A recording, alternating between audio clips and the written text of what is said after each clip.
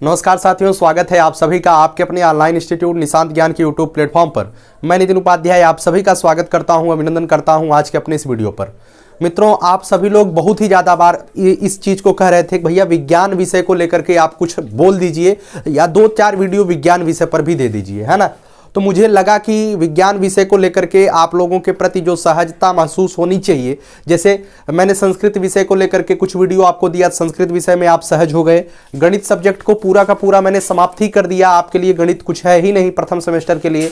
और आप किसी परीक्षा की तैयारी कर रहे हैं फिर भी आप गणित सबको आती है, लेकिन नॉर्मली जिनको नहीं आता था उनके लिए तो बेहतर कर दिए। उसके बाद एक सब्जेक्ट बचता है बाल विकास। बाल विकास को हमने काफ़ी हद तक आपके लिए सरल बनाया, है ना। अब चौथा सब्जेक्ट आपके लिए विज्ञान है ना। विज्ञान कुछ लोगों ने कहा, देखिए कंप्यूटर पर अब बहुत ज़्यादा बार आप लोगों ने पूछा भैया कंप्यूटर पर 2-4 वीडियो दे दीजिए, है ना। बेसिकली हम बताएं तो कंप्यूटर का बैकग्राउंड हमारा नहीं है।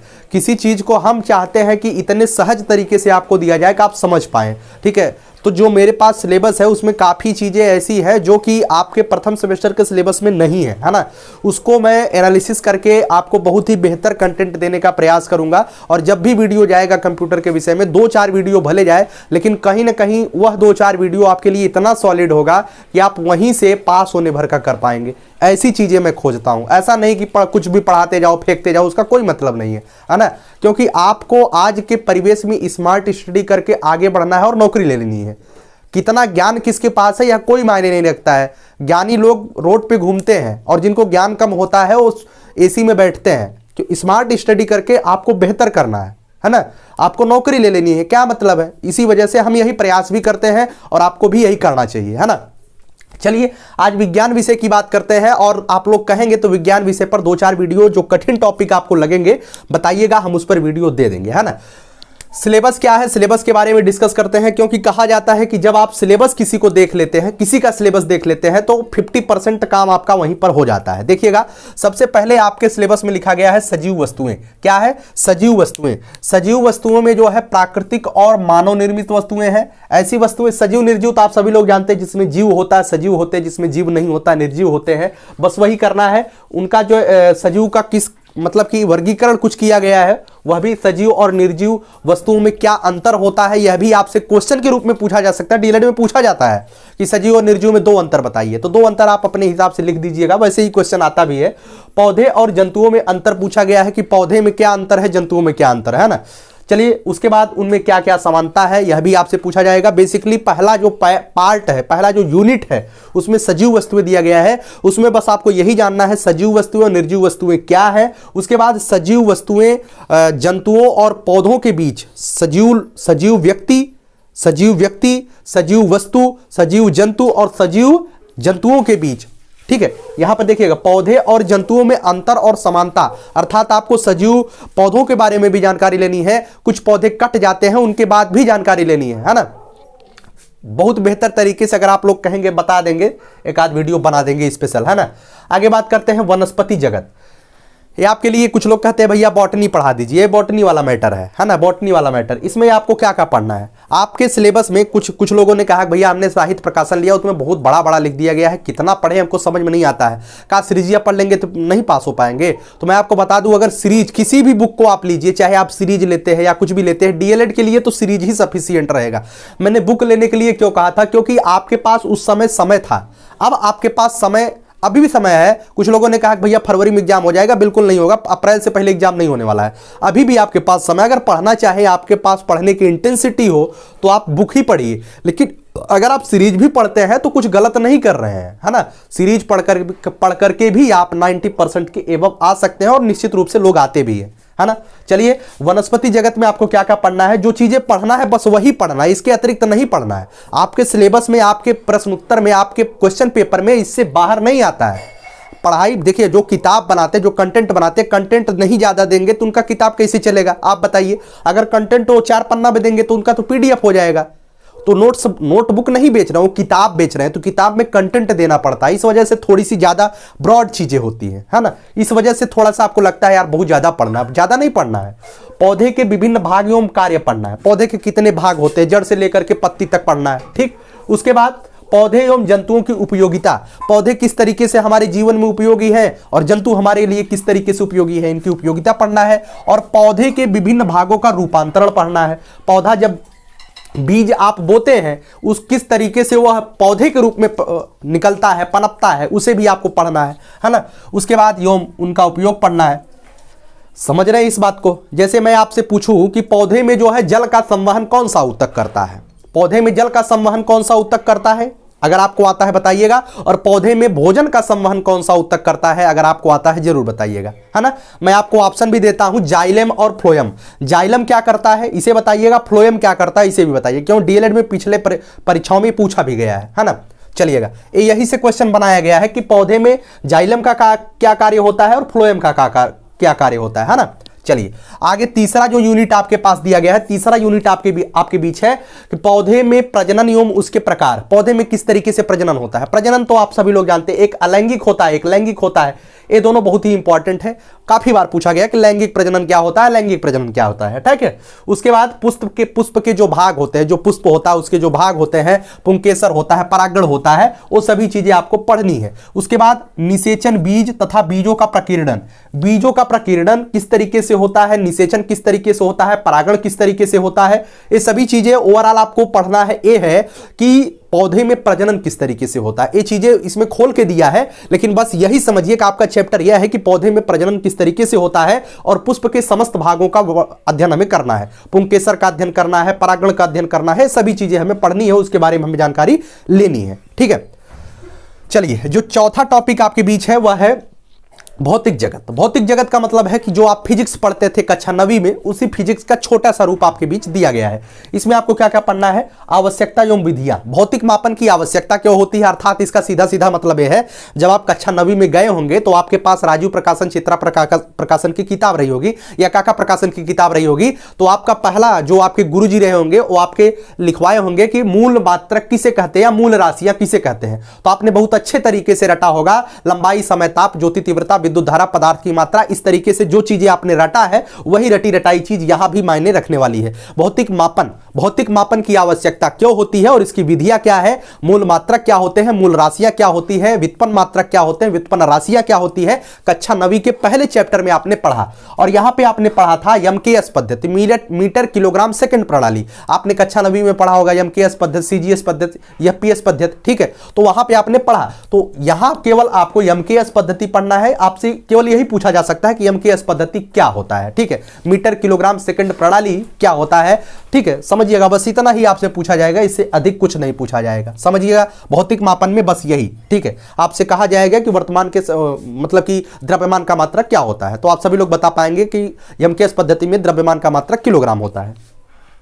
आगे जो आपकी यूनिट है उसमें पूछा जाएगा गति एवं बल, गति या बल, गति और बल, ठीक है। ये दोनों अलग अलग इसमें नहीं दिया जाना चाहिए था, ठीक है। बल तो अलग अलग चैप्टर के रूप में दिया गया है, ये गलत लिख दिया गया है। गति एक चैप्टर है, आप सभी लोग कक्षा 9वीं में इसे भी पढ़े होंगे। गति क्या है, सबसे पहली बात गति क्या होती है, इसे जानना आपको। और गति के प्रकार क्या क्या होते हैं, रेखीय गति, वृत्तीय गति, घूर्णन गति और दोलन गति, यही 4 गतियां आपको पढ़नी है गति के प्रकार में। बस आपको गति में क्या पढ़ना है, गति क्या है और गति के प्रकार। गति के प्रकार में 4 प्रकार, रेखीय, वृत्तीय, घूर्णन और दोलन, बस इसके अतिरिक्त आपको कुछ भी नहीं पढ़ना है, आपका सिलेबस यहीं से कंप्लीट हो जाता है ना। आगे बात करते हैं चाल। चाल में आपको क्या क्या पढ़ना है, भैया चाल क्या होता है ना, चाल क्या होता है, चाल की आपसे पूछा जा सकता है चाल क्या है और इसके मात्रक बताइए, चाल क्या है इसकी परिभाषा बताइए और इसके मात्रक लिखिए। आपसे क्वेश्चन पूछा जाएगा, लघुत्तरी में ऐसे क्वेश्चन पूछे जाते हैं, है ना। चलिएगा, चाल की परिभाषा और सूत्र व मात्रक, बस इतना ही आपको जानना है। अर्थात चाल में थोड़ा सा आपको जानना है कि चाल क्या है, चाल के मात्रक क्या और चाल के सूत्र क्या है, ठीक है। उसके बाद बल आपको पढ़ना है, गति, बल व चाल, ये तीनों चीजें आपको पढ़नी है। अर्थात जो भौतिक फिजिक्स है आपका, फिजिक्स में आपको पहले मूल राशियां और मूल मात्रक पढ़ना है, भौतिक मापन एमकेएस पद्धति पढ़ना है, उसके बाद गति पढ़ना है, बल पढ़ना है और चाल पढ़ना है। ये 4 चैप्टर आपको फिजिक्स के रूप में देखना है। तो बल में क्या क्या पढ़ना है, सबसे पहले तो बल होता क्या है आपको उसे जानना चाहिए। उसके बाद बल कितने प्रकार के होते हैं, एक पेशीय है, एक गुरुत्वीय है, एक चुंबकीय है, एक विद्युतीय है, एक घर्षण है। इन जितने भी 5 बल दिए गए हैं, पेशीय, गुरुत्वीय, चुंबकीय, विद्युतीय और घर्षण, इस सभी बलों के बारे में आपको थोड़ी थोड़ी जानकारी ले लेनी है ना। इन सभी के बारे में जानकारी आपको ले लेनी है। उसके बाद देखिएगा, ऊपर जो था ये सजीव वस्तुएं, वनस्पति जगत, पौधे में प्रजनन, ये कहीं ना कहीं आपको देखिए बायोलॉजी से संबंधित था। कहां से संबंधित था? बायोलॉजी से, समझ रहे होंगे ना, ये बायोलॉजी से कहीं ना कहीं जीव विज्ञान से संबंधित था। उसके बाद एक किससे संबंधित है? 4 चैप्टर, भौतिक मापन, गति, चाल और बल, ये चैप्टर संबंधित है फिजिक्स से, ठीक है, जिसे हम भौतिक विज्ञान कहते हैं। एक चैप्टर आपको जो है बहुत ही बेसिक चैप्टर केमिस्ट्री का पढ़ना है। इसमें आपको कार्बन ऑर्बन नहीं याद करना है, सी से कार्बन, एन से नाइट्रोजन, वो चीजें आती है लेकिन इसमें नहीं आएंगी, है ना। इसमें केवल पदार्थ की अवस्थाएं आपको पढ़नी है, मात्र एक चैप्टर आपको पढ़ना है ना। पदार्थ की कितनी अवस्थाएं होती हैं? तो 3 अवस्थाएं होती हैं, 4 अवस्थाएं भी होती हैं, ठोस, द्रव, गैस और एक प्लाज्मा भी कहते हैं, लेकिन प्लाज्मा आप में नहीं आएगा, थोड़ा सा बड़े लेवल में हो जाता है। ठोस, द्रव, गैस, यही 3 अवस्थाएं आपको पढ़नी है। क्या होता है ठोस, क्या होता है गैस, क्या होता है द्रव, है ना, बस यही पढ़ना है। उसके बाद गुण व संरचना, पदार्थों का घुलना, इनके गुण क्या होते हैं, इनकी संरचना क्या होती है। मतलब गुण व संरचना का मतलब यह है कि इसके कहा नहीं जाता है, ठोस में पदार्थ के अणु काफी नजदीक होते हैं, चिपके हुए होते हैं। उसके बाद द्रव में उससे थोड़ा सा अधिक होते हैं, गैस में उसके अणु बहुत दूर दूर होते हैं। ये हो गया इसका संरचना, बस खत्म।